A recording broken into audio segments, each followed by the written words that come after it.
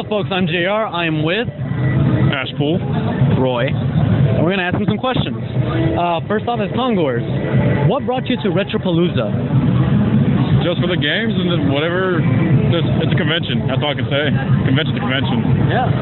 Pretty much a convention is a convention. This is my second time here. I really love retro video games over pretty much. I mean, if you compare like retro to modern, for me, I always go retro for me.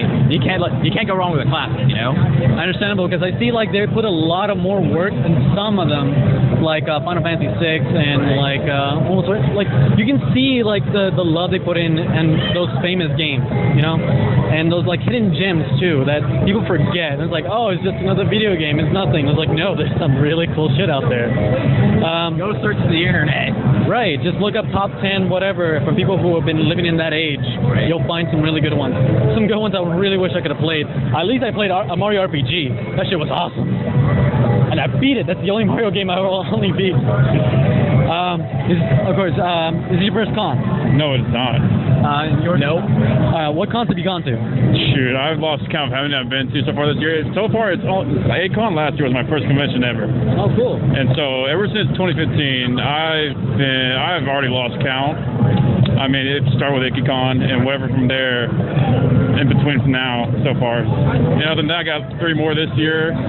Make this year go down pretty quick and get this all done before I move. Because once that happens, convention life's going down. I know the distance and all that. Just gotta go to as many conventions as you can. Right, and just like look at the community. Just love the community, basically. Yeah, exactly. Everyone's all friendly and everything, and just y'all share the same interests and everything, and you can get along easily, and just having fun. Good, it's good. So this is not your first con. What other cons have you gone to? Jeez, there's been a lot that I've been to because I've been going to conventions since 2007. So I've been going. So yeah, I've been a veteran for many years. This is my first A-Con. My first was A-Con in 2007, and then I go to A-Con, and then A-Fest was my first in 2009, and then this is my second Retroplaooza. I also went to other conventions. I mean, I've been to YOL Conference last year, even though I bet none of you people out there probably know what that is. It only lasted 4 years, and it was a small convention. It's replaced by Anime North Texas, though. And then there's that San Japan, IkiCon, pretty much almost every Texas convention, almost. Damn. So yeah, it's just that the one thing I love about these conventions, though, there's always so many friendly people here, especially my bro here. There you go. And then all the awesome booths, the awesome people, the amazing guests that you get to meet. Like over here, I mean, here at Retroplaooza, we have Pro Jared, we have MatPat from Game Theory, we have Gerard the Completionist. There's and several other YouTubers as well. There's just a lot to name, but one I'd love to meet so far is Markiplier. Markiplier. I would love to meet him. He would be a dream, I guess. Have a live stage show of him getting scared of a game. Like have him play a live stage show. That'd be fun. Oh yeah, everyone's like behind him. It's like, no, go over there. No, go over there. It's like, no, go over here. Go over here. Like live comments right there in his face. It's like, oh, you guys, holy crap, I can't do everything. It's like Fire Emblem. Or he just sings a song. So what are the things that make you nerd out? Make us what now? Nerd out. Nerd out. Just cosplay. Nerd out. And just anime. Oh yeah. Our love for anime and video games. I mean, my own catchphrase on my social media is, "I'm just your average anime and video game nerd. I'm no one special. I'm no one special. Just that." Yeah, you just love what you love. What's your favorite con moment? Oh man, I gotta think about that one. Come back to me in a minute. There's one that I know about. My most favorite one. It was from Anime Matsuri 2013. I was cosplaying as a human Shadow the Hedgehog, and then I went to the Arts Alley for a little bit, just hang around a bit, because me and a friend of mine who was going to cosplay Sonic. I went around to hang around the convention for a little bit, you know, just why not? And then while I was cosplaying Human Shadow the Hedgehog, I encountered this booth, and then there was a Fix It Felix cosplayer I ran into, like her running her booth, and she fangirl screamed right in front of me as she saw me, and she was like, "Oh my God, you're Shadow the Hedgehog!" And I was like, "Yes, I am Shadow the Hedgehog." I was like, "This is for you," and she gave me one of her artwork from the art style. I was like, "Are you sure about this?" Wow. I was like, "Oh, thank you." And then she wanted me to do a video for a friend who's really into Sonic Adventure. because it was around the time when Sonic and Shadow decided to when they first meet, and then so I had to so she went to Sonic and I had to do Shadow, and then I was like, oh my god, this is probably one of my favorite moments so far. Is that a one? I can't really say mine actually for reasons. Oh, so, believe me, yeah. there are some weird moments too. Like, Oh yeah, if I have the time, I'll probably do an 18+ questionnaire thing. Yeah, there you go. But only when the sun goes down and the kids go away. Then you can find me again for that. Then I will share that. Yeah, 18+. Not yet though, not yet. So what advice would you give future Congoers? Just, I mean, bring a lot of money. Yeah, definitely. Make it rain. I want to make it rain on that Rule of Roses thing, man. I want that game so bad. I guess. Oh wait, take showers. Take showers. Please. Way over. Let's go a little bit. There you go. Yeah. But yeah, take showers, guys. Please take showers. Never. Please stop the con funk. It has been somewhat, I guess, decreasing. I guess. Just by a little bit. Yeah. But please end it. We don't want people. And by the way, don't use Axe in a can. Don't use Axe. That's freaking. That is not a shower in a can. Don't go to conventions if you're sick. There's always next year. There's always next. You don't need to go if you're sick. We don't want people to walk out of convention getting your con sickness. So just stay at home. Don't bring it to convention and get everyone sick about it. You don't wash your hands. Deodorant. Wash anything. Yes. Wash everything. Your eyeballs. You'll make a lot of new friends here. You'll nerd out. You'll make a lot of new friends. I made pretty much a lot of new friends every time I go to a convention. So.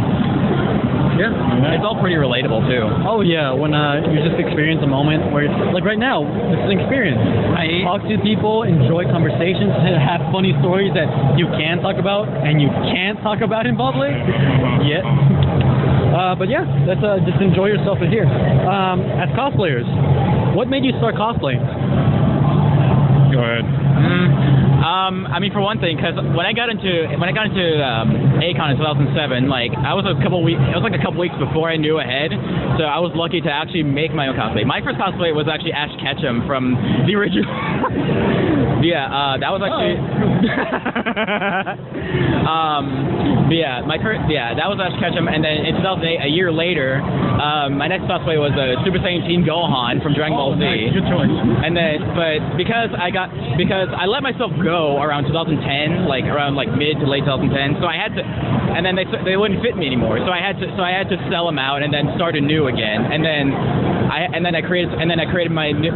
started to start anew in 2011 when I made Pokemon Trainer Red from the Pokemon Adventures manga. Oh yeah. Did you see the Origins one? Yeah. Holy crap! I love Origins. Holy crap! Say, I never thought you would hear Charmander cry. When you hear that cry, it was horrible, but that's how brutal these are. The moment that got me really pumped up is when Charizard punches Blastoise in the face, and Blastoise like he withstands it and goes back harder. And they just start punching each other. He doesn't flamethrower, he just punches people. Just wait till Pokemon Go later. People punching each other for him. Oh god, that'd be great. So when did you start cosplaying? As for me, A-Con, like I said, was my first convention last year, and it's also the way I started off cosplaying. I cosplayed Jorah from Game of Thrones, and it was a rent because I didn't have anything. It was the last minute. So I mean, after that first convention, I was like, you know what? I want to do a convention on my own, cosplay on my own, and not like rent or have to do it. So what I did together, I went in my closet. I thought I had some things together that can be put together, and it's only missing one thing. The next cosplay I did that was done by myself was a Ghost Rider. Oh, sweet. And Ghost Rider, because I had the jacket, I had the jeans, you had the boots all in your closet. The only thing that was missing was the mask. It looks pretty legit. And Nicolas Cage. Yeah. I mean, so I got the mask. It looks pretty legit. Wow. Got the mask, and so I looked up, so we got to do the flames. So, I mean, that was the only thing that needed work on was getting the flames together, and just a little bit can take so much time. Right. It took me about 6 hours to get the flames done. Damn. And people ask me, did you really use tissue paper? I'm like, yeah, all I used is just tissue paper. That's all it was. And getting to stand up was pretty complicated, but when you find out you can use this as a support and everything, and that's what gets my motivation to work on the next cosplay. So, like, you know, you're upping it a bit more, and You learn your little own little tricks and tips and things like that. That's exactly. pretty cool. We all learn our tricks and tips every now and then. I mean, I'm still planning on. Ever since Super Smash Bros. For Wii U and 3DS revealed the new look of Roy, how it's like a combination of like Binding Blade and Awakening.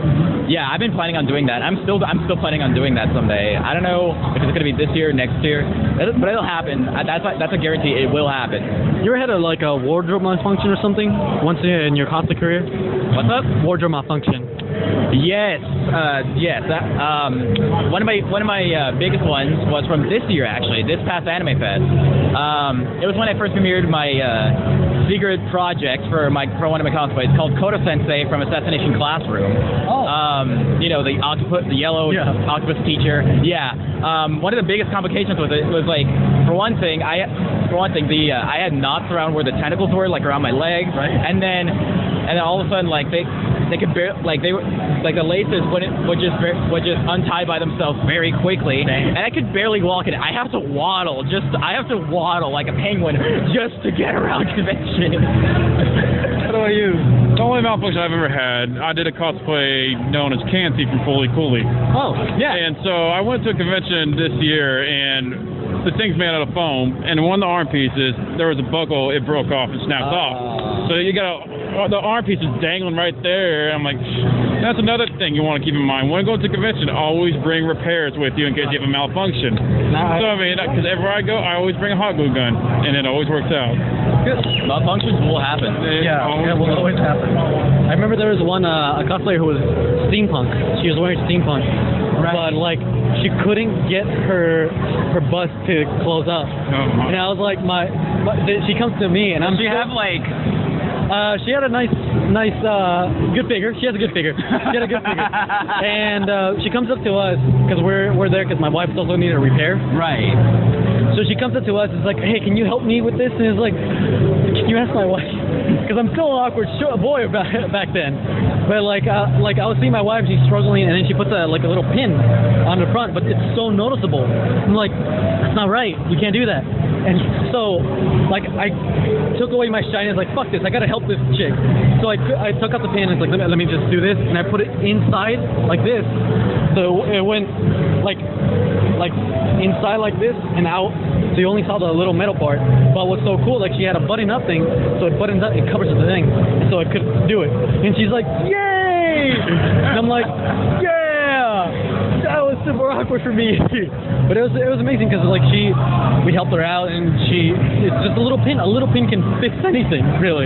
It really can. It was really cool, and you see all these cosplayers just there, and it's so cool to have a cosplay room as well. I think they should have that where they're a cosplay room repair shop or something. There actually is. I mean, if you go to Dallas Comic Con here, the Urban Convention Center or the downtown Dallas Convention Center, there's always a cosplay getaway where you can do your repairs there and take little breaks. So yeah, I've been there several times before. I know what that's like. They can also and free water. Yeah, that's cool. But also still bring just in case any stuff. yes, you can never be more prepared. We're moving a little bit too. Oh my goodness, we gotta have it here. Yeah. Right there. How long did it take you to do AshPool and Roy? Oh, AshPool was really nothing to put together. Sometimes it just costs you can just get them off online like this. That's why I got it off of eBay. I mean, so in the suit, when you go to Halloween stores and after Halloween you got everything on sale. Oh yeah. So I was like, I saw a Deadpool suit, $30. I'm like, yeah, I'm going to take. I mean, for $30. Deadpool suit for $30. That's a good deal. And I'm like, you know what? I'll take advantage of it. It'll run its course for a while until I get a better suit. For now, so it's a temporary thing. That's good. That's a good one. For Roy, this one it took because I planned Roy since like 2012, and then I never got to make him until like November 2014. Dang. So yeah, everything you see here minus the undershirt, but it's just an undershirt. Right. All made by myself. It's just that like I really want to do like for the armor piece, like I really want to do it out of Worbla because I've heard Worbla is like the best when it comes to armor making, besides foam. Besides craft foam. Another thing though was that like with the sword. My sword, mine actually had to be bought actually, and then mine was bought and from a friend of mine. Oh wait, my friend of mine made this for me, and then because there was no actual build for the Sword of Seals. There was no actual build, but I'm actually going to make one. I'm actually planning on making one later this year. I'm planning on a much better version than this one. Much better. But yeah, with Roy, it took like, if you count the time I had in college, it took about at least, I want to say 6 months. Because I was at college at the same time, and then, but if you don't, I would say 2.5 months. Good. And of course, what's your favorite cosplay? Well, I am specifically and well known for Ghost Rider. I mean, sure, it's always good to be in character, but it's also good to be yourself while still in character. So I mean, you do like, for instance, no one sees Ghost Rider playing jump rope with his chains. That's true.